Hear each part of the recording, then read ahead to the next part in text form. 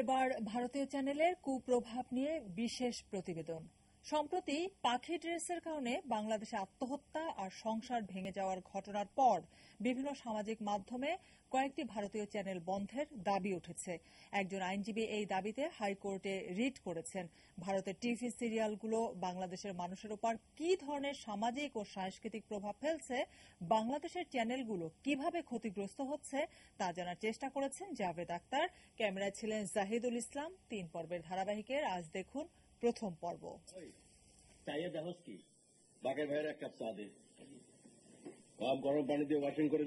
একসময় এদেশের মানুষের বিনোদনের একমাত্র মাধ্যম বিটিভিতে দেখানো সকাল সন্ধ্যা, কোথাও কেউ নেই, বহুব্রীহি অয়ময় আজ রবিবারের মতো সারা জাগানো নাটকগুলো শুধু এদেশের দর্শকই নয়, পাশের দেশের দর্শকরাও এখনো মনে রেখেছেন।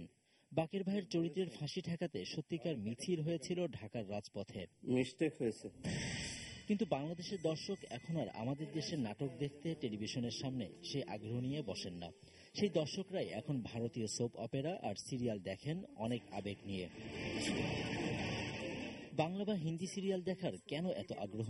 নাটকগুলো মানসম্মত, ক্যারেক্টারগুলো ভালো লাগে আমাদের। আমরা মেয়েরা একটু সাজসজ্জা এগুলো পছন্দ করি, যেটা মানে স্টার প্লাস, স্টার জলসা এগুলোতেই থাকে। বাংলাদেশের চ্যানেলের চেয়ে বাইরের যেসব চ্যানেল আছে এদের অভিনয়, কথাবার্তা ভালো লাগে। মেয়েদের জন্য বাসায় সময় কাটানোর জন্য এই চ্যানেলগুলো আমি মনে করি যে প্রয়োজন। নারীদের পাশাপাশি শিশুদেরও বিভিন্ন হিন্দি কার্টুন দেখার ঝোঁক রয়েছে। নিনজা হাতুড়ি, মোটু পাতলু, ডোরেমন। আমি সব হিন্দি কথা বুঝি, কিন্তু সব একটু স্পষ্ট করে বলতে পারি না। তবে ভারতীয় চ্যানেলের বিভিন্ন অনুষ্ঠান নিয়ে ক্ষোভও আছে অনেকের। রিমোটটা আপনার হাতে নিতে পারবেন না শুধুমাত্র সিরিয়ালের জন্য। এগুলোর ব্যাড ইফেক্ট পড়তেছে পরিবারের উপরে। এটা আসলে মেয়েদের নষ্ট করার একটা উস্কানি, জাতিগতভাবে অসুস্থ হয়ে যাচ্ছে। এগুলো আমাদের খালি গুটিবাজ করে শিখে, আর কিছু না। যখন একটি পাখি ড্রেসের কারণে আত্মহত্যার মতো ঘটনা ঘটে, তখন এসব মানুষের এমন ক্ষোভ একেবারেই উড়িয়ে দেওয়া যাবে না। কিন্তু ভারতীয় চ্যানেল বন্ধ করাই সমাধান নয় বলে জানালেন বাংলাদেশের কয়েকজন অভিনেতা। পাশের দেশে এরকম অনেক সিরিয়াল হচ্ছে যে শাশুড়ি বউ ঝগড়া করছে, এটাকে আমরা উল্লেখ করি, কিন্তু এটার মধ্যে আরো 10টি বিষয় আছে যে ওদের সামাজিক চেতনার বিষয়গুলো তারা কিন্তু ওটার মধ্যে রাখে। আমাদের বাংলাদেশের চ্যানেল ওনাররা যদি এইসব নিয়ে একটু গবেষণা করতেন এবং কিসেতে তাদের নিজের ভালো হয় সেই বিষয় সম্বন্ধে সচেতন হতেন, আজকে কিন্তু এই আজে বাজে ভারতীয় চ্যানেলগুলো আমরা কেউ দেখতাম না।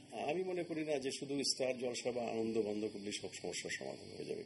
অনেক নাটকেরই কাহিনী ও নির্মাণ শৈলী মানসম্মত হচ্ছে না বলে স্বীকার করলেন তরুণ নির্মাতারা।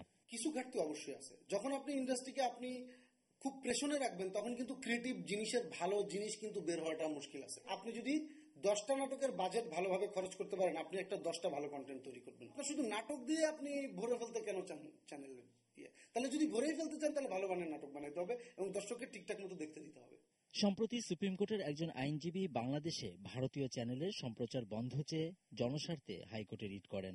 এর প্রেক্ষিতে সংশ্লিষ্ট কর্তৃপক্ষকে তথ্য জানাতে বলেছে high court. Javed Akhtar, ATN news, Dhaka.